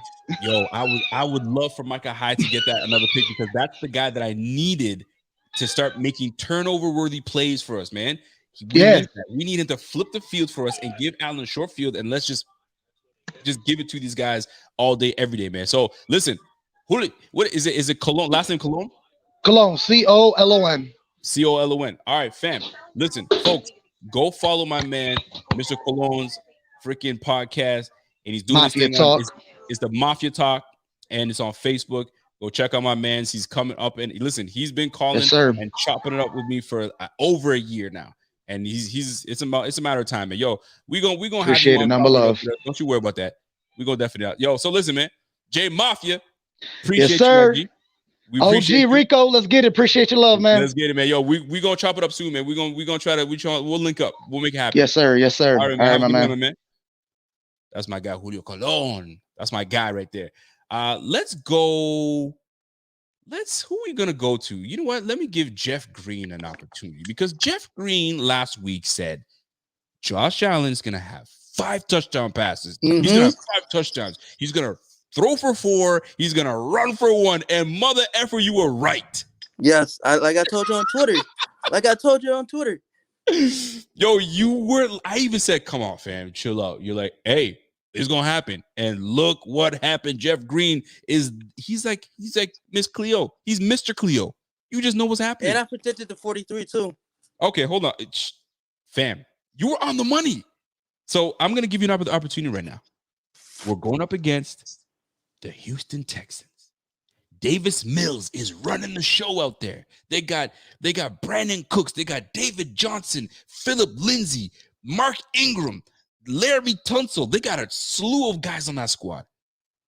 Do they stand a chance against the Bills? Like I said in the chat, you didn't see that. You didn't see what I said in the chat. So I said 53-3. Hold on. Let's back it up. Back it up. So 53-3. Yes. Okay. Talk to me. Keep going. So it's gonna start with a kickoff return from Isaiah McKenzie. Oh, okay. What are you just dreaming this shit up or what? Did you just wake up like shit? I just had a wonderful dream. Hey, like I told you, I'm the lava man. That's what they call me. So all right, 53-3. Isaiah McKenzie takes one back. Then Zach Moss is gonna run for at least 120 yards. And a touchdown. I like that a lot. If Zach Moss gives me 120 yards, I'm elated. I am extremely happy if that could happen. I love it. Keep going, man. You're making me happy right now. So Emmanuel Sanders is going to have 16 touches and a 220 yard and a touchdown. Hold on. So 16 receptions, 220 yards and a touchdown. Damn, you're going to give. So he's going to have a better game than Stephon Diggs? Yes. Okay. Now let's go to the defense. Give me something for defense. What's gonna happen on defense? Oh, Ed Oliver's gonna get 3 sacks. Who? Ed Oliver. Oh, you know what I like about that? Because Ed Oliver is going back to his hometown. You know what I'm saying? In Houston. So this makes a lot of sense. So if he gets 3 sacks against that interior line, I'm not mad at it. I'm not mad at it at all. So yo, listen. Shout out to you, my guy. I'm with that. So 53-3. Emmanuel Sanders goes for 200 yards receiving. Shit, I'm gonna start him on my fantasy because I made the mistake of benching him last week. Can't do that again. 120 yards for Zach Moss. Yes. So my FanDuel, I gotta go into my FanDuel and start Zach Moss for sure. Thank you for that, sir. I got one more thing for you. Mr. Bass, Tyler Bass. How many field goals? I think he'll break the record. What is the record? Do you know? 66 yards. Justin Tucker. You mean the longest kick? Mm-hmm. Oh shit. Okay, so he's gonna boot me a 68-yarder? Yep.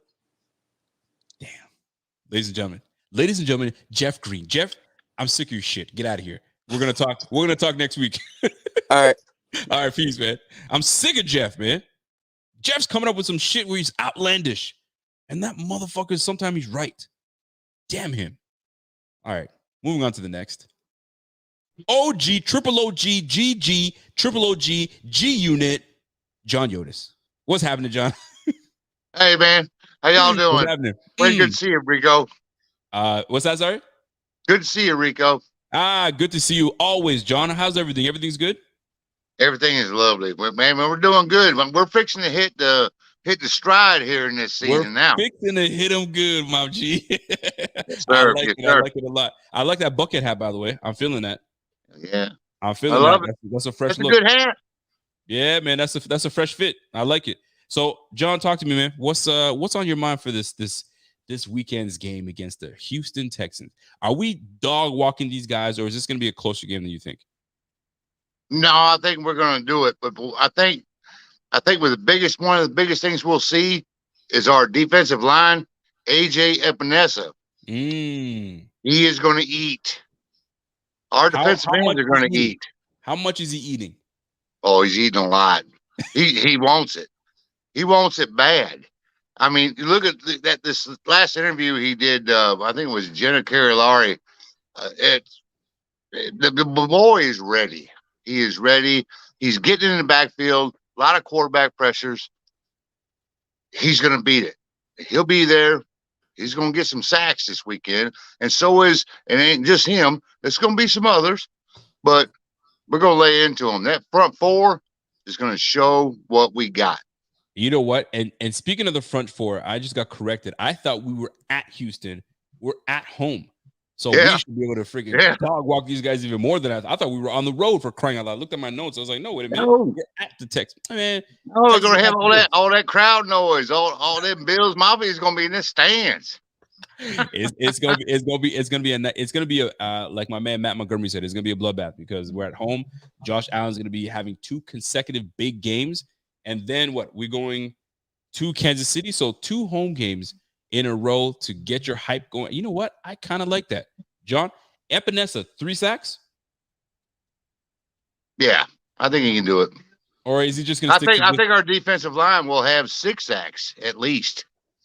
If he gets 2 or 3, Epinesa is going to get in there. He's going to get in there. He's hungry. He's hungry. Let me ask you a question. I had a show last Tuesday, and we were talking about milk carton candidates.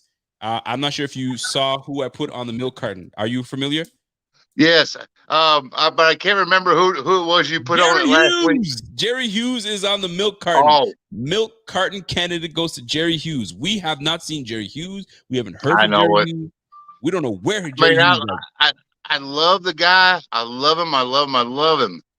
But yeah, I don't know. You know, well, we're gonna see. He just ain't quite getting there, but. You know, everybody does their job, and I think he's a part of it. And I think he does. He's doing what he's got to do. It ain't over the top no more. You know what I'm saying? He's not that guy, I guess, if you will. And it's not a bad thing. It's just Father Time is. He's not bad, but he ain't the Jerry Hughes we knew a couple years ago, where everybody on the front four had 10 sacks. Yeah, you're right about that. So. You're right about that. I'll tell you that much. So I'll never call him bad.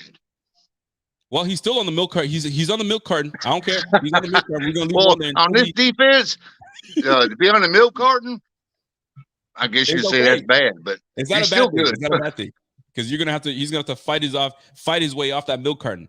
So you're going to have to. Mr. Triple OG John Yotis, give me a score prediction for this weekend's game. Oh, we're going over 40. 40. You're gonna give him a 40 burger. So we're going over 40, and we won't do it with Josh. Josh will be done by the end of the 3rd quarter, and we'll have Mitch Trubisky in there for the 4th. And Trubisky is going to ball out in his chance to play out because We all know where he's going. Mm-hmm. Dable is going to get a head coaching job next year. Ooh. And Trubisky is going to be his quarterback. Kind of like any given Sunday. We all know that. When coach takes Willie Beeman with him to start a new franchise. So it's going to be Brian Dable taking Mitch Money Trubisky with him to another franchise. That is quite interesting, sir. I like that. You know Trubisky's only here for a year, right? He's going to go somewhere. Sure. And you know Dable is going to get a head coaching quarterback. We're going to win the Super Bowl. Done said it. We're going to do it. Y'all plan for it. We got it's done. It's done. I like it. By the way, I want to let you know something. People are I don't know if you've got this before, but this happened last week too. They were saying Pinto Ron? Is that Pinto? They were looking at you like Pinto Ron, man. All you need is a bit some ketchup, some mustard, a little hot dog. Oh yeah. No, I can't do that. Then I'd have to clean it up. You know, yeah, I'm in my house. Exactly. He's in a parking lot. It's all easy, you know.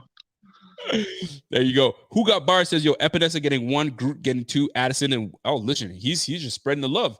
Everybody's gonna be on the sack party. So that's right. Across the board. It's gonna happen. That D line is gonna eat this week. I like it. John Yotis, I appreciate you. Hey, I got one last thing I need to do for old Don. Hey, Georgia against Arkansas this week. We're gonna win. Hey, you get it. Send the love, Don. I love you, Don, but we're gonna win. And Isaiah McKenzie, I love him. He'll always be there. And I wish old Jake Fromm would do something, but God, he's from my hometown. So it's all good. All is but good. I wish he could do something. John Yotis, I appreciate that. I'm sure Dawn saw that and she's gonna be like, "What the hell, John? What are you thinking?" But it's all good. It's all love. Love. All right, John. Thanks, Rico. Yes, sir. Love y'all. Go Bills. Go Bills. Let's go. That's my guy, Triple OG, John Yotis. He's Triple OG, man. Don, that was for you. You see that? He was respectful, but he's dogging your team. Arkansas. Here we go. We are going over to my guy, Max Kimani. What's going on, Max? Max is Yo, what's up, man? I'm back. You're back. I saw you leaving and you came back again. You good, boss? Hold up. Let me get on. You better get on that Wi-Fi, kid. I know you guys were dogging me last time when you're like, Rico, where's your Wi-Fi? Canadian Wi-Fi is no good. Okay. Am I good now? Am I good? I think you're good. Let's talk. Can you hear me? Yeah, I can hear you. Better not be delayed. No, I'm good now, I think. You're delayed a little bit, but listen, I'm gonna give you an opportunity. Give me your hot take, and I need a score prediction. What are your thoughts? All right. Well, hold on. First things first. I know I might be delayed, but let me tell you this. I'm gonna be devil's advocate, okay? Don't disrespect Motor like that ever again. Talk to me. My man said, Moss is gonna take over. Blah blah. Man, recency bias. That's recency bias. I'm telling you. You're going off of what you've been seeing from Moss. He's been great. Don't get me wrong, but this is modern NFL. These guys need to be a tandem. These guys need to be a two-back system. But I'm gonna be honest. I trust Motor as my as your number one back, if that's what you're saying. Listen, before Max Kimani comes back, I need to make clear. I've been on this Zach Moss train since last year. I saw the trend. The trend was him taking over, and he was just hurt. You feel me? So now I'm just seeing the things that were supposed to come to fruition, and it's happening right now. So it's not like it's recency bias. I've been on this train since last season. But nonetheless, I love both freaking players. I love Devin Singletary. I love me some Zach Moss. And if both of them can go off, even better. I just think that Zach is more built for RB1 duties. That's just me. I don't know if Max Kimani is still frozen. If not, Max, come back. I can hear you now. Okay. Yeah, I mean, I like your opinion. I like Motor, man. I like his short area quickness. I like the way he makes people miss in the hole. Yep. I don't know about Moss doing that. I think that the tandem's going to be working for a while, and I don't know. It's going to be.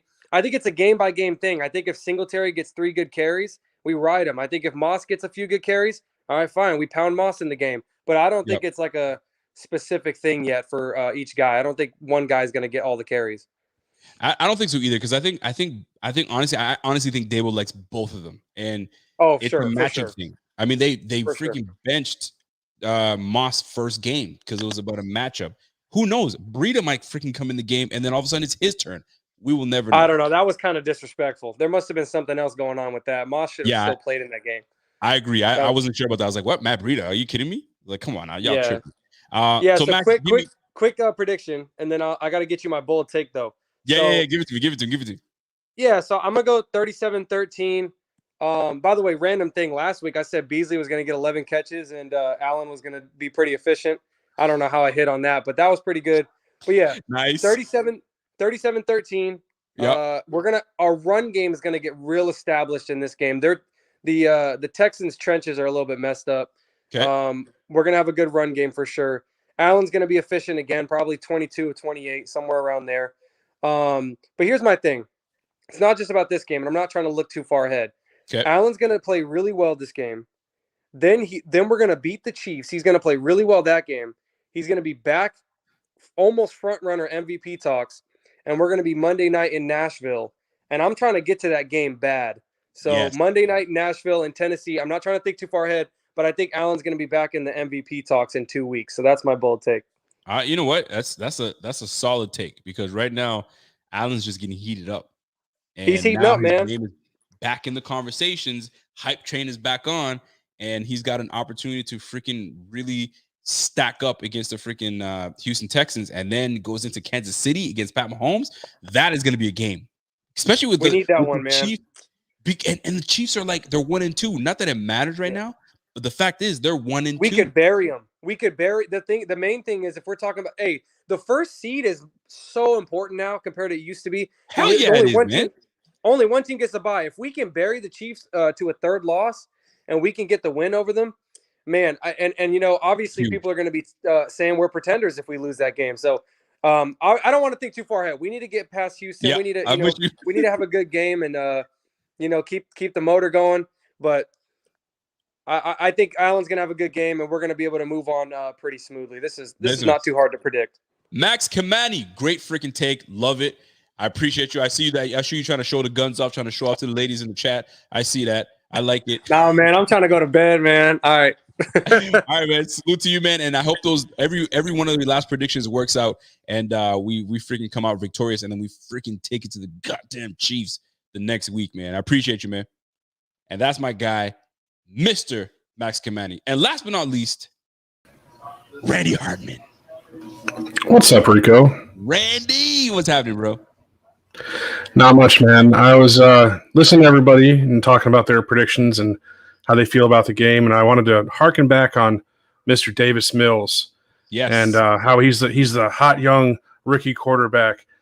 If you don't mind, I wanted to show you a little chart. And please, you tell me what comes to mind when you see this chart. Hold on just a second. All right. Let me see if you can show it. Hopefully you can. If the chart can come off, that'd be amazing. If not, you might have to send it to me so I can put it in there. You see it? Here. No, I don't see it. You don't see it? No. Oh, okay. Hold on. Because it was coming up. Oh, you know what? I'm going to have to I would have to do a share, and I don't think it's going to work. I don't think it's going to work. So what I was going to show you is if you go to next gen stats, you can pull up Davis Mills and his passing chart from his one game as a starter, right? Mm-hmm.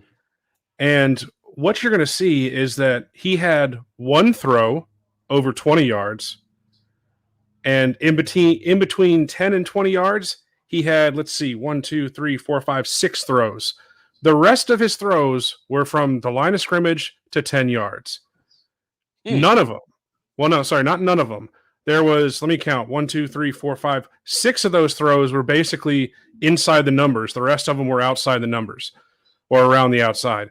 So, and none of them, there was only 2 in the middle. So what you're seeing is a guy that's going to be throwing basically outside and short and not a whole lot else. Now, David Culley said he was going to quote unquote open up the offense, whatever the hell that means.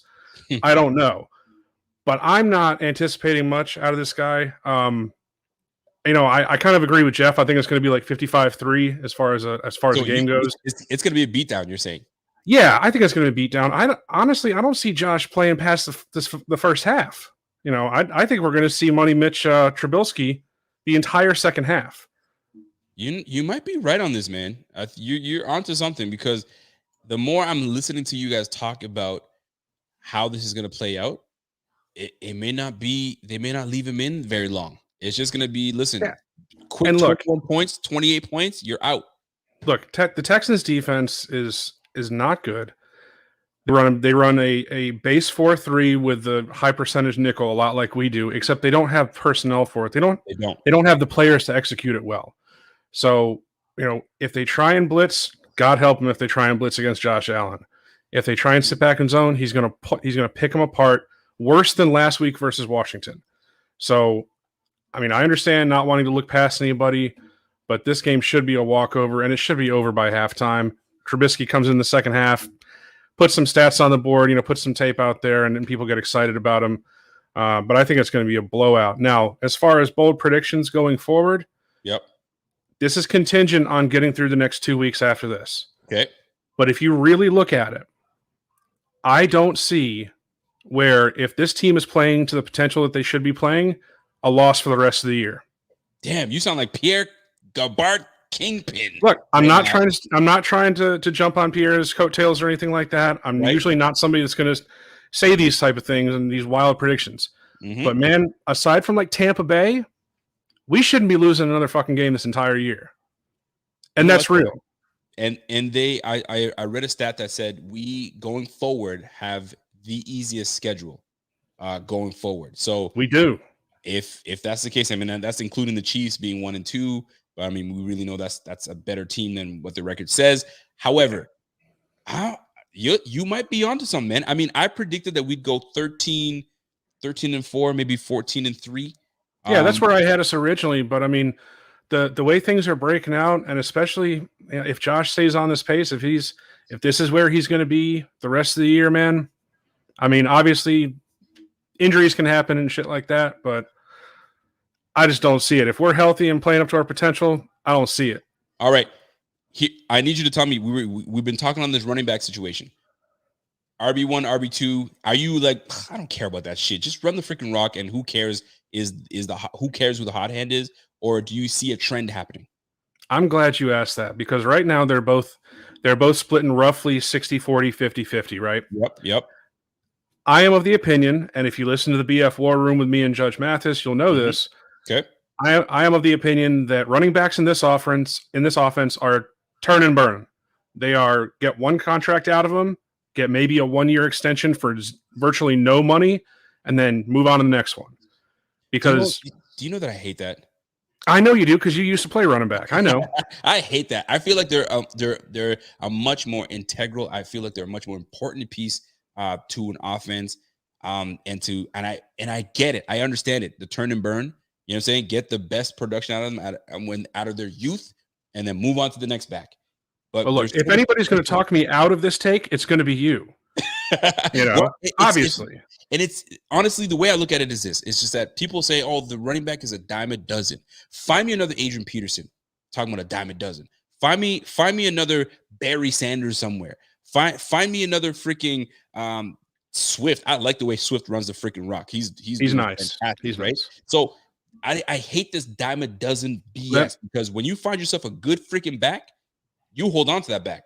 LaShawn McCoy just retired, right? And a prolific, I think he had a fantastic career, did excellent with the Eagles, did excellent with us.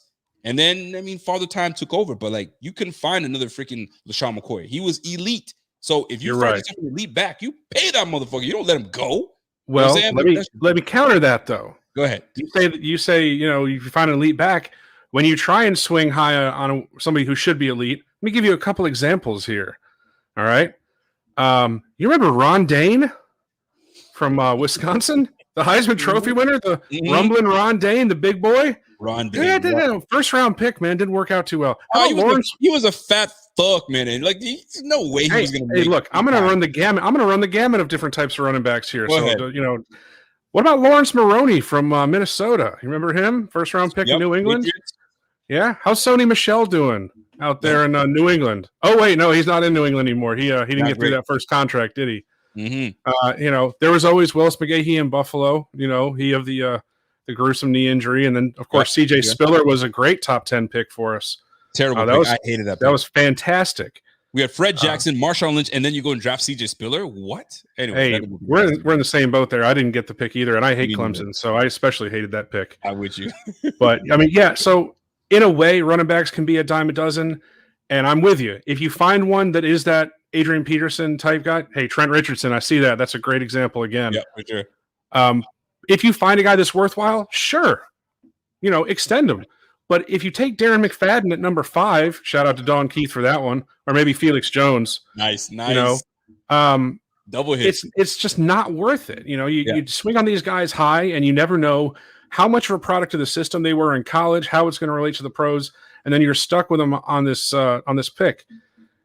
Hey. I'm with you. You make great points. It's a sore spot for me. But it's all about finding the talent. And Thurman Thomas is my favorite player of all time, so I'm not biased against running backs. Okay, I hear you. It's about fit. It's about fit with the offense, fit with the offensive coordinator, and if you can just find the niche, right? A Thurman Thomas, for crying out loud. I mean, dude, Thomas is great. One of the best RBs ever to play this game. So, I mean, I said, but he was great because he helped revolutionize the position. Yep. By becoming a receiver as much as a running back. I mean, he was split out when it was unheard of for running backs to split out wide. Yeah.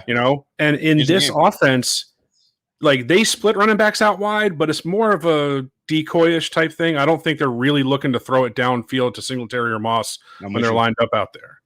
Here, I got a question for you before you go. I mean, sure. This is a comment. This is a topic I'm going to hit maybe next week.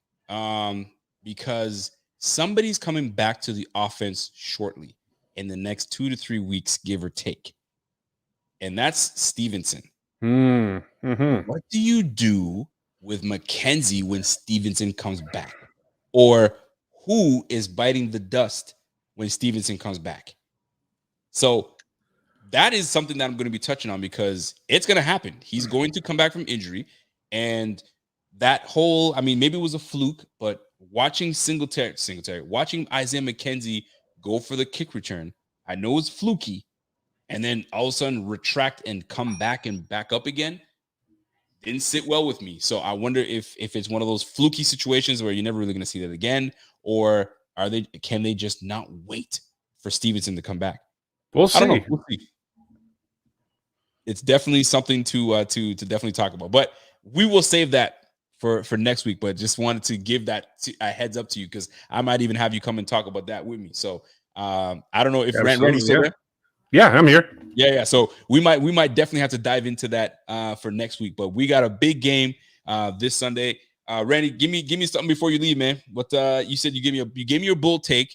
And how did you feel about somebody gave me 100 yards for Gabe Davis? 100 yards for Davis? Is he healthy again, or is he still nursing that ankle? See, I wasn't sure, but if he gives me 100 because of his health and he's better, shoot, that means that if Gabe Davis has 100 yards, that means we are routing the Texans. Okay, so I think we're going to route the Texans. I don't think Davis is going to go for 100. I do think that we're going to get some deep shots. I really need Stephon Diggs to really have a game. I need it. Emmanuel Sanders had his last week. I need my guy, Stephon Diggs, to have a game. But if it's not his turn, like he said, I'm okay. He's like, I just want to win, and my day will come. My stats will come. But right now, if somebody else has got to eat, let them eat. Yeah, it's what it comes down to is that this Texans team just isn't equipped to deal with this, and it's going to be very similar to the masseuse when they run into Deshaun Watson. They're going to be saying, "No, please stop." It's gonna be a bad day for the Houston Texans. Shout out to my guy AK Cash says I have a bull take. Cordero Patterson next year. He guns, he returns, and can be a third RB. Patterson, I was actually looking at Patterson to bring him on because how old is he? Like 38? He's up there. I don't know if he's 38, but he's up there though. He's definitely up there. That's for damn sure. Anyway, listen, Mr. Hardman, Thank you for tuning in. And as always, it's always a pleasure. And we will definitely do this again next Friday. It's a Friday thing, man. It's a Friday fan fest. That's what we're going to do, man. So I appreciate you coming through. And I'll be tuning into the Judge and Hardman show and see what kind of takes you guys will have, man. So I appreciate you, man. Appreciate it, man. All right, man. Take care. That's my guy, Randy Hardman. So, folks, that's it for today, man. I hope you guys enjoyed the show. I thought that was fun. That was fun, man. We had my man, Evan, a.k.a. Mr. Shapiro / Mr. Mel Kiper came in. He came in with some hot takes. I put him through the gauntlet. I put my man through the gauntlet, and he nailed it, bro. He nailed that shit. So shout out to my guy, Evan. And if you guys felt that this was a great show and you guys enjoyed the show, do me a favor. Smash that like before you get out of here. If you guys have not signed up to become part of the Big Squad, jump on there and go to supportbf.com. Everything is there. If you guys honestly enjoyed this show, you guys know what to do. Get the microphones up and put your mics up. Put your mics up in the chat and let me know how you guys feel, because it gives me insight as to, okay, they like this. This is the type of vibe of show that they like. You feel me? So once it's good, I mean, once I start seeing these things, man, we're gonna get at it, man. So shout out to each and every one of you guys tuning in always. Like I always say, man, you guys don't have to be here, but you give me your time, and your time is important, and I don't want to waste it. I want to, you know what I mean, try to give you guys as best performance as I can. So put your mics up, and I appreciate each and every one of y'all, man. If you guys have not got a chance to go and check out the merch, go ahead and check that merch out. If you guys haven't gone to a website where we're writing articles, you feel me? We're on Instagram. We're on Twitter. Go follow us on Twitter. You know what I'm saying? Go to the BF fan shop. You feel me? Hit me up. Listen, if you're not following me on Twitter, follow me on Twitter right this second, or slap yourself. Real Rico _BF. You feel me? And that's it for me, man. You guys have been great. Put your mics up. And until next time, ladies and gentlemen, it's your boy. And I'm going. Let's go.